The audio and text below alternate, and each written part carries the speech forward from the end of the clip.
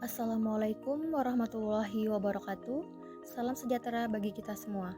Baiklah, pada kesempatan yang berbahagia ini, perkenalkan nama saya Desi Dwi Safitri dengan NIM 2019 143015, kelas 5A, Program Studi Pendidikan Guru Sekolah Dasar, mata kuliah Bimbingan dan Konseling SD dan dosen pengampu Ibu Endang Surtioni MPD.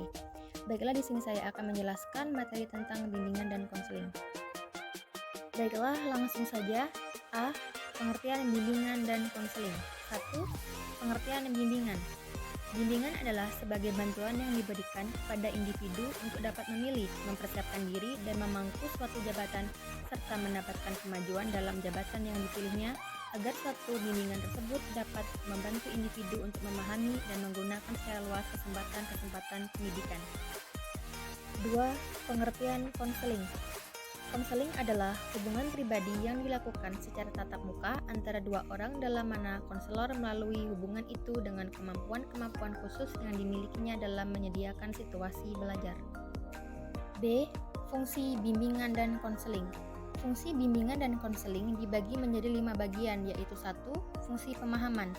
Fungsi ini akan menghasilkan pemahaman tentang sesuatu oleh pihak-pihak tertentu sesuai dengan keperluan pengembangan siswa. 2. Fungsi pencegahan.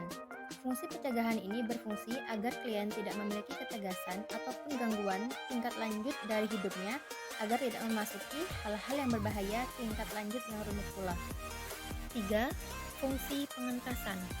Fungsi pengentasan di sini, konselor bukan ditugaskan untuk mengintai dengan menggunakan unsur-unsur fisik yang berada di dalam diri kita sendiri.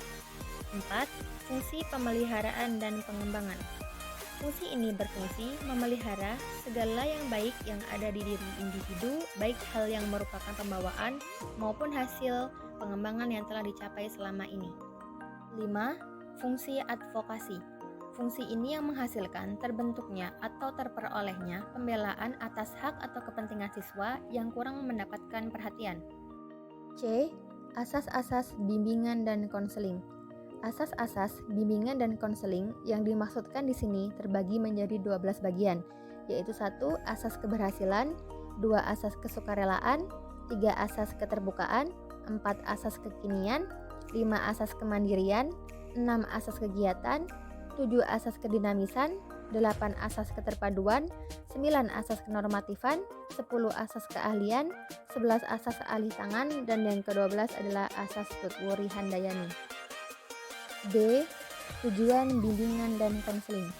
Tujuan bimbingan dan konseling mengalami perubahan dari yang sederhana sampai lebih komprehensif. Perkembangan itu dari waktu ke waktu dapat dilihat dari kutipan di bawah ini. Tujuan bimbingan dan konseling dapat dibagi menjadi 3 bagian, yaitu 1.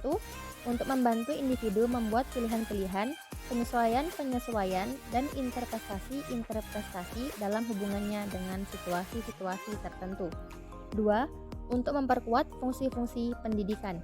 3. Untuk membantu orang-orang menjadi insan yang berguna, tidak hanya sekedar mengikuti kegiatan-kegiatan yang berguna saja.